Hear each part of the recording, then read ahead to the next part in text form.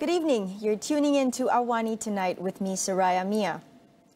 MACC Chief Commissioner Tan Sri Azam Baki says he leaves it to his investigators to further probe into the Yayasan Akal Budi case involving Deputy Prime Minister Dr SRI Ahmad Zahid Hamidi. Without elaborating in detail, he says the MACC is still pursuing new leads into the graft case. On Monday, Zahid was granted a discharge not amounting to an acquittal DNAA on all 47 of his criminal breach of trust, corruption and money laundering charges in relation to Yayasan Akal Budi funds.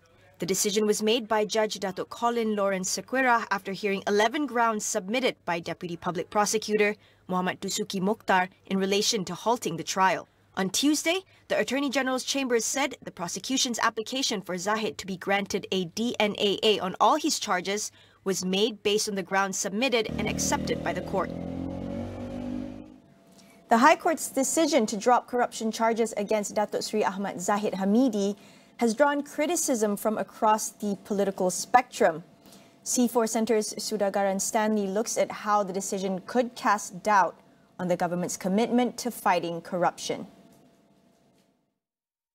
It's really a black day for the history of our country, and especially disappointing that this has happened right under the watch of the PH and Unity government.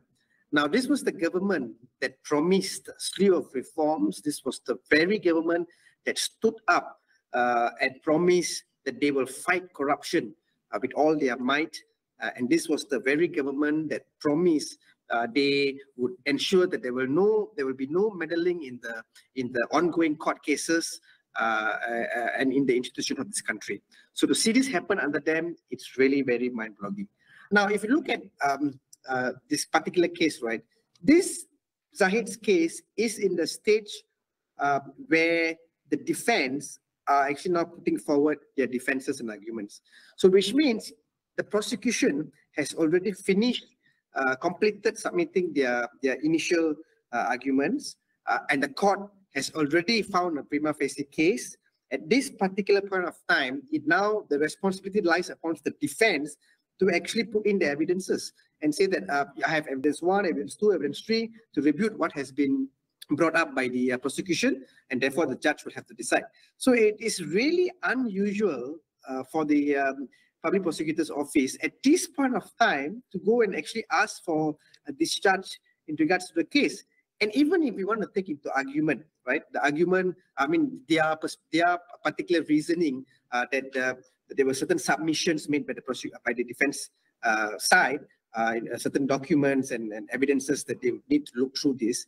These particular documents and submissions that were made by the defense should be instead put in court, because now it's the defense stage, right? So put these documents, instead of giving these documents to the AGC, you put these documents into court, and the judge will look at these documents, and if your arguments are true enough, definitely you will be released, you will not be found guilty of the offenses.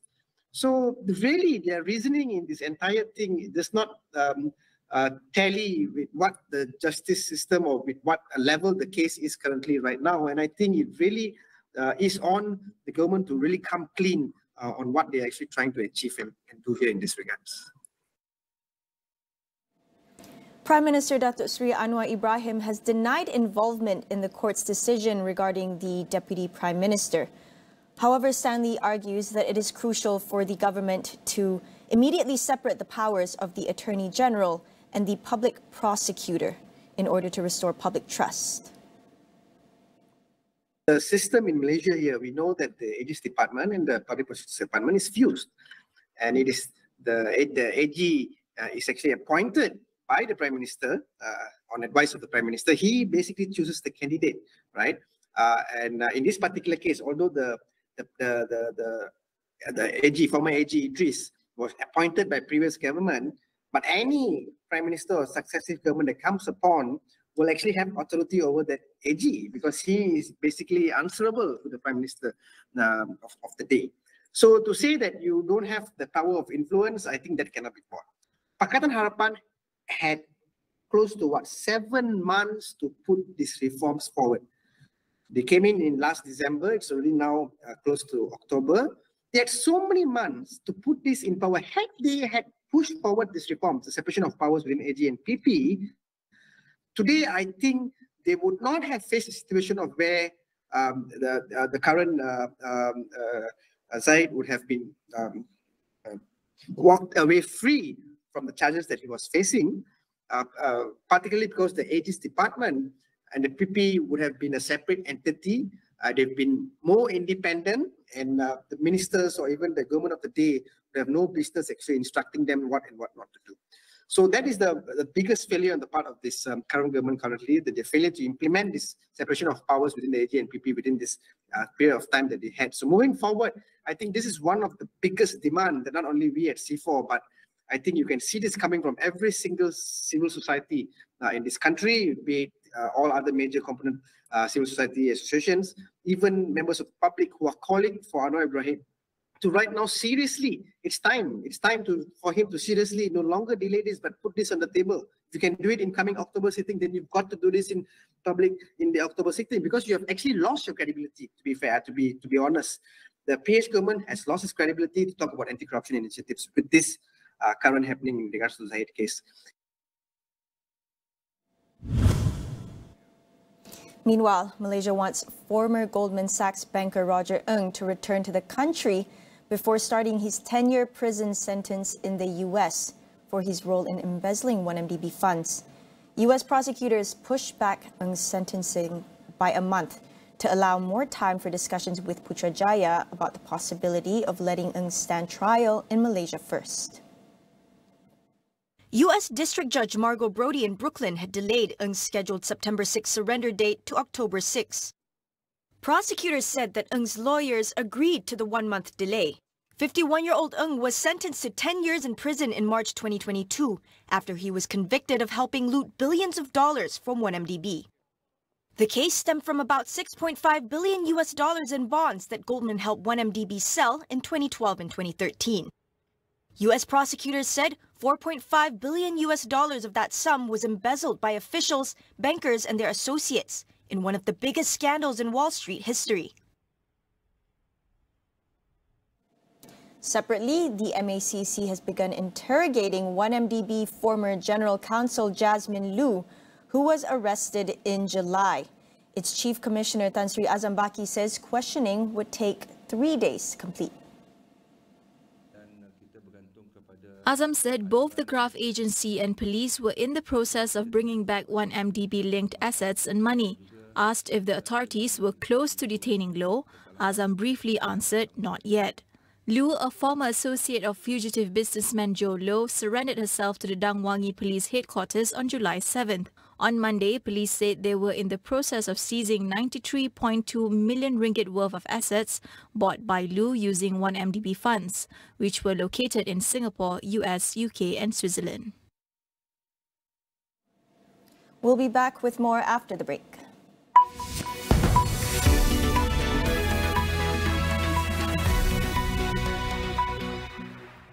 Generasi kini tak terhalang, perlukan perlindungan berpanjangan. Rexona 72 jam baharu dengan Active Shield Technology. Perlindungan punca peluh dan bau badan sepanjang 72 jam. Kekal segar apa jua, Rexona tak terhalang seperti anda. 10 juara-juara GV telah pun diumumkan untuk bertanding di pentas All Stars Gegar Vaganza. Namun kini anda berpeluang untuk mengundi 5 lagi peserta dari senarai ini dan beri ke peluang kedua untuk merebut kejuaraan. Untuk mengundi, sila ke laman web tertera.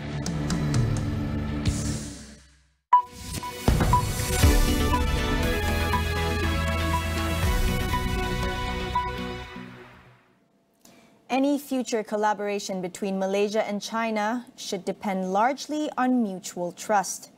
Prime Minister Dr SRI Ahmad Ibrahim told China's Premier Li Qiang that Malaysia and its ASEAN partners consider China an important neighbor and friend for trade, investments and security arrangements. But the relations with China, whether to be enhanced further, would relate to our dependence in terms of issues relating to food security, to digital transformation, And as I have alluded to earlier to you, Premier Li Qiang, that we take a very strong independent stance as far as protecting our country and the interests of our region. And I would certainly stress, Mr. Chairman and Premier Li Qiang, that future collaboration would depend largely on the issue of trust and discussions at the multilateral level in terms of security and protecting the interests both of China and ASEAN. Indonesian President Joko Widodo earlier on Wednesday echoed the same message, saying concrete cooperation between ASEAN and China is needed, and this includes prioritizing mutual trust. This trip marks Li Qiang's debut on the ASEAN stage and his first visit to an Asian country after assuming office in March. Indonesia's major coal-fired power plant near the capital Jakarta is scaling back production by nearly half to improve the city's air quality. The reduction came a week before the country hosted leaders from ASEAN, as well as the US, China, and South Korea, for summits tackling regional issues. Jakarta, a city of about 30 million people, routinely tops listings of the world's most polluted cities, the latest in a ranking by Swiss-based air quality monitor IQ Air. Since August 29th, the plant, around 100 kilometers from the city, had lowered production by 1,600 megawatts and would now operate to produce 1,800 megawatts. However, it is unclear how long the power cut will be maintained or if it was a permanent move. Indonesia has pledged to stop building new coal-fired power plants from 2023 and to be carbon neutral by 2050. As public criticism mounted over worsening air quality, the country has sanctioned 11 industrial firms for failing to meet operational standards and ordered half its civil servants to work from home. In other news, the UK government is set to designate Wagner, the Russian mercenary group, as a terrorist organization. The British Interior Ministry says a draft order would be put forward in Parliament to allow Wagner's assets to be categorized as terrorist property and seized. The order is expected to come into force on September 13th, making it illegal to be a member or support the group. It will also become a criminal offense for one to arrange or address Wagner's meetings and carry its logo in public, punishable by up to 14 years in jail. In a statement, the Interior Ministry called Wagner a threat to global security, saying it had been involved in looting, torture and murders across Ukraine, the Middle East and Africa. Wagner launched a brief mutiny in Russia in June, and its boss, Yevgeny Prigozhin, and top lieutenants were killed in a plane crash in August. Britain sanctioned Prigozhin in 2020, the Wagner Group as a whole in March 2022, and in July this year sanctioned individuals or businesses with links to the group in the Central African Republic, Mali and Sudan. A cyclone has devastated southern Brazil, with flooding in several cities, leaving at least 22 people dead and displacing hundreds more. Authorities in the state of Rio Grande do Sul said that more bodies are being found as floodwaters recede. Dozens of homes have had their roofs damaged by hail, and hundreds of people have been left without power. The cyclone is the latest in a series of extreme weather events to hit Brazil, underlining the risk of storms that are becoming more frequent and intense as a result of climate change. In June, a cyclone in southern Brazil killed 13 people, and in February, landslides and floods triggered by torrential rain killed at least 65 people in the state of Sao Paulo. That ends the show tonight. You were watching AWANI Tonight with me, Saraya Mia. Thank you for watching, and we'll see you again.